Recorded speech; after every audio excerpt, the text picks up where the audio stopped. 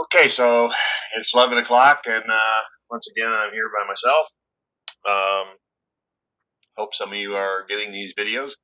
I look online, and nothing's really getting turned in terms of the AI in computing videos that I wanted you to watch, and some of the packet tracers. Most of this stuff I've been trying to concentrate on Chapter 3. Talked a little bit about Chapter 4 yesterday.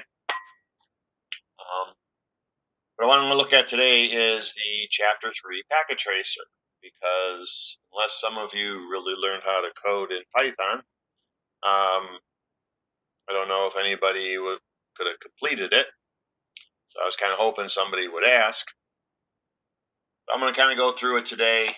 Tomorrow we're supposed to have the Chapter 3 test, and then we'll kind of focus.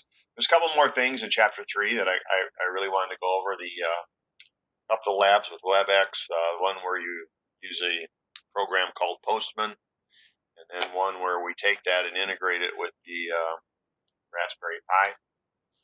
But again, I don't know if anybody has a Raspberry Pi, if anybody is able to get it to connect, as I hear from nobody through email or online. So I guess I'll be making a couple of phone calls to people that I have had no contact with to find out, what's going on. I mean, we just got delayed until May 1st. Again, I don't know how this is all going to play out, but I know somewhere along the line they're going to ask me for a grade. I got to get some of these things, done. And don't have Raspberry Pi. I've been trying to, try Chapter 4. There's some other chapters, that we'll go into, and if you can't get those done, that's fine. But you got to get something done. So anyway, with all that, that's sort of our calendar here. But what I wanted to talk about was the packet tracer. And this is what you had to build by yourself, and the kind of walks you through it pretty good. I think you guys are capable of doing, putting this together. Of course, you have to use the IoT custom cable, and then in the components section, here's the boards, the sensor for the motion is over here. Connect all that up.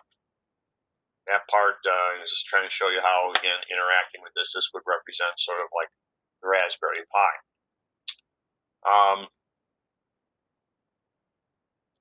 So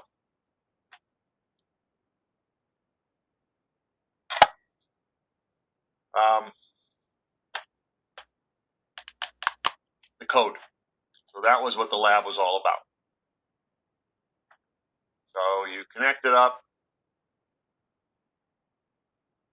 and had a couple of questions for you to answer in the activity. I don't know if I can make this any bigger.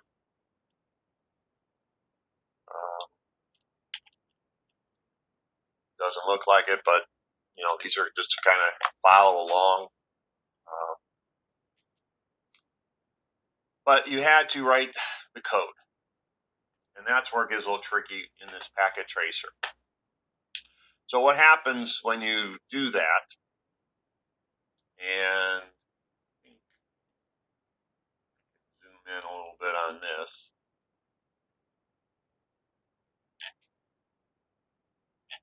But when you click on the device and you have the tabs here, it goes, one of the tabs is programming. And there is a code that is in there already. You go here, it's called Blink. This was one of the packet tracers in Chapter 2. And you really had to kind of look at this in order to, because they kind of expected you to take that and then write the code to make this work.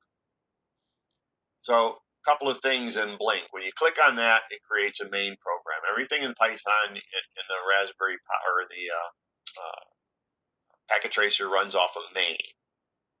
So when you click on it, the program is actually being executed down here on line 14 and 45.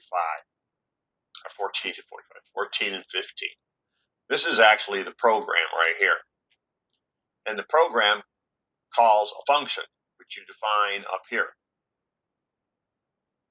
And that function then, has to relate to some digital stuff that's going on the boards.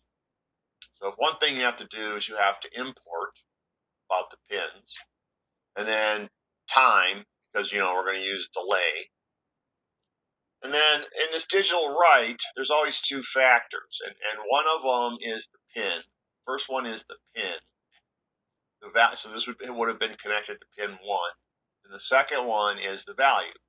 So you can either write high or low, 1 for high, or you can use or 0 for low. Either one of those are going to set an electrical signal or turn off an electrical signal on that pin. So this was the kind of generic code that they gave. What they wanted you to do, and to go backwards, it gets a little tricky because you got to use the little 3 dots up here on the left-hand pane. They wanted you to create a new one. So when you create a new project, you have to give it a name, sensor, or you could call it packet tracer 3314, whatever. But then you have to say what kind of language we're going to use. So we're going to use Python. And I'm going to create that. Notice it creates a new main. But that is a main. If I go back here for a second, that is a main for this project, not for this project. If I click on Blink, I have a main. If I go back and I click on Sensor, I have a main. That is the program where everything runs off of. So we are going to create a new Python program. And I'm going to call it 3314.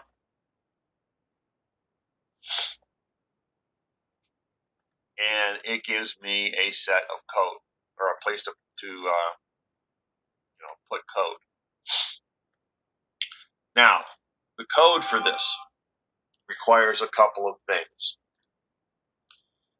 So the first thing it's going to, sorry, I only clicked my mouse, and now I lost everything where I'm at. Close this up. So we have to do those imports. So the code is going to kind of look like this, a little different than the blinking. But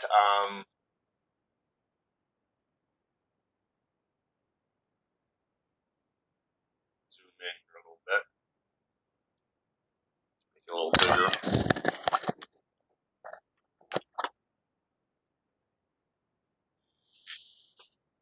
So I have to import the pins, and I have to import the time. And the little asterisk up here means, hey, import everything in that book, all the chapters in that book, or all the books in that library, however you want to think about it. So I'm going to put those in the project.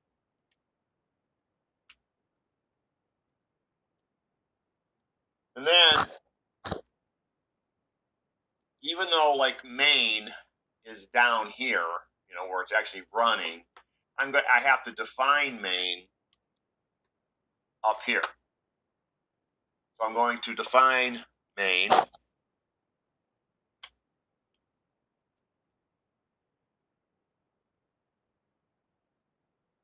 But really, this is where the code, or it actually comes from. This is when it goes to execute, it's going to look for this main down here. So I'm going to kind of stick that in there for a minute.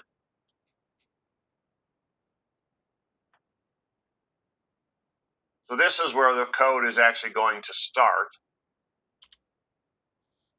And here is where I'm actually going to say, okay, well, here's main, here's where it's going. Okay, now here's what I want you to do. So this whole thing was like if somebody wakes up, turn on the coffee, turn on the light. And the motion sensor is going to determine if somebody's walking around. So this is a while loop, And it's really an infinite loop. There's no way out of this. This is while true, do this. Well, all right, I'm going to keep doing this and doing this and doing this until basically you turn off the program. So in other words, this will always, once it's executed, will always be running, which on a motion sensor, wouldn't be bad. But it does have a setup here in the code that we'll talk about in a minute, where it turns off the things. There has to be a way of turning off. You tell Alexa off, or you can set, in this particular case, a situation where, it'll be on for a certain length of time and then turn off. So I'm going to copy that whole code and plug it in here and then kind of walk through it with you.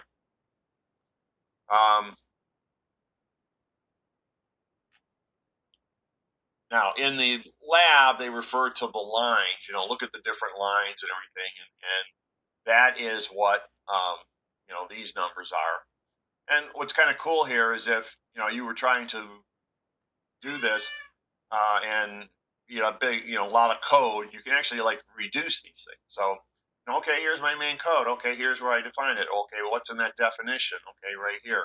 Here's an if statement. If I close that up, it just takes away all the things that are being controlled by that if statement. So what's going on here? I know it's kind of hard to see down here. So I'm going to kind of go up to the notepad. Talked about the while statement. The motion sensor is set up to read pin 9. So when you connected this here, this has to be connected on the board to pin 9. And that's all, stuff that's in the instructions. So if motion sensor equals high, in other words, if the motion sensor, sees something or senses something, it's going to turn on, which is what high would represent. And we do that by moving our mouse on the screen and holding the Alt key. That's how Packet Tracer simulates, there's motion in the room. So what's going to happen? Well, two things are going to get printed out. And they're going to get printed out down here at this bottom window, which is the output window. So that kind of informs you like, hey, what's going on? Or, again, Alexa might say, someone's awake. I'm making coffee. Instead of printing it out, we actually have a speech thing in there. All right. So if you remember in the linking, we had a write, but in here, it's a custom write. And that's just kind of because we're using custom devices here. It's not like an LED, so these would require different kind of maybe voltages or, because this isn't going to power the coffee. It's going to trigger the little button that turns the coffee on.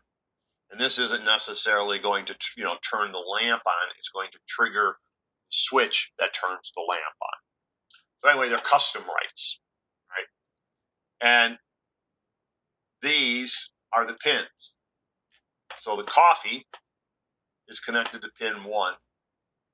And this is connected to pin 2. Now, if you wanted to use different pins, you got to change these values. And then I want to turn it on. So I'm going to turn the coffee pot on. I'm going to turn the light on. And then it's going to delay for 6,000 milliseconds. And that's the timer that I would, I was talking about that you would set up.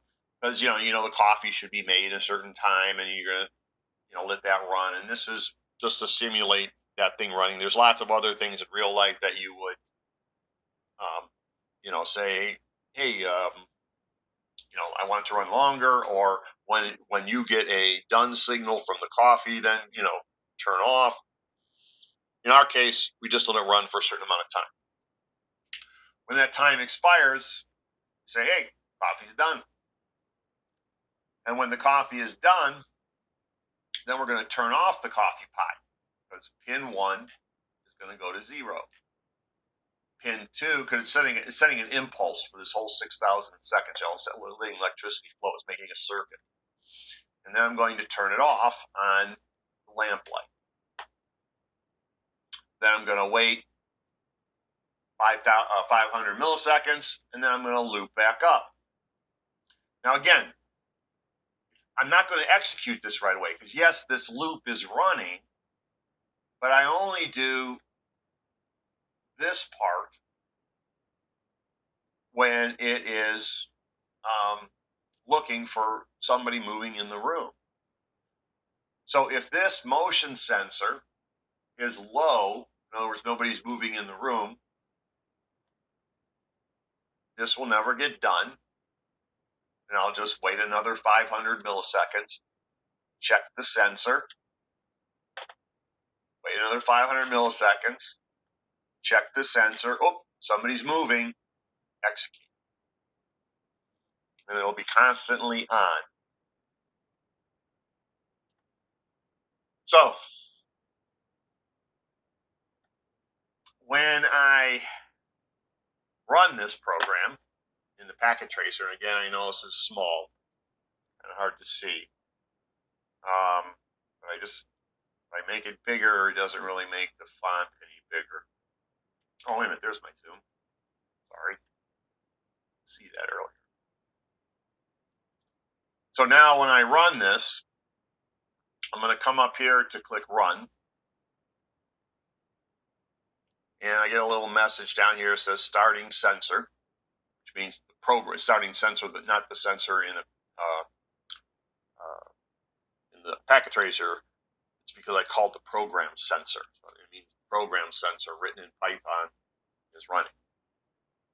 So when I come over here to the packet tracer and I hold the Alt key down and I move the mouse, and I know it's kind of hard to see, but this little red light turned on and the lamp light turned on. And it basically says, hey, making coffee, coffee is ready. Okay. So someone's awake, making coffee, time went out, and it's done. And because I had my mouse over here again, it's going to start making coffee again. You can see over here the light is on and the red light over here. And when the time expires, they go off. Red light is gone, the lamp light is not, on. And I get the message, coffee is ready. All right. So that's the lab. And hopefully now, if you watch this video, you have the code. All you have to do is type it in and create the project. Now, if you wanted to get rid of this, because again, it's a little tricky. If I click on 3314, which is what I called this code here, and I come over here and I say delete. Well, okay, that deletes that. Notice the code is kind of still here. You have to go back, click on here, and delete that. And then that gets rid of the whole thing. Now, I may have also accidentally left it run. Okay, it did say it stopped. It's a good idea. I should have stopped the code 3314 up at the top when it's running. There's a button there that says run. There's a button there that says stop. All right, so that's Packet Tracer 3314. And if you watch this video, then you'll be able to do it. And hopefully you'll get something out of it.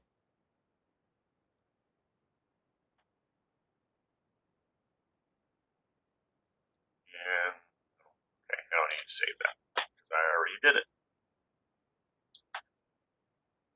So that was the packet tracer. There are some packet tracers in chapter 4, that we'll talk about later.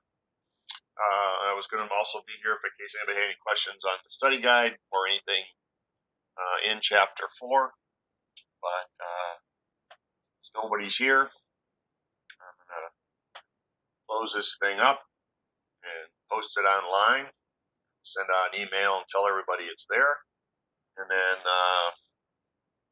probably sometime this afternoon start making some phone calls, I guess, just to see if anybody hasn't succumbed and they're still out there. Goodbye.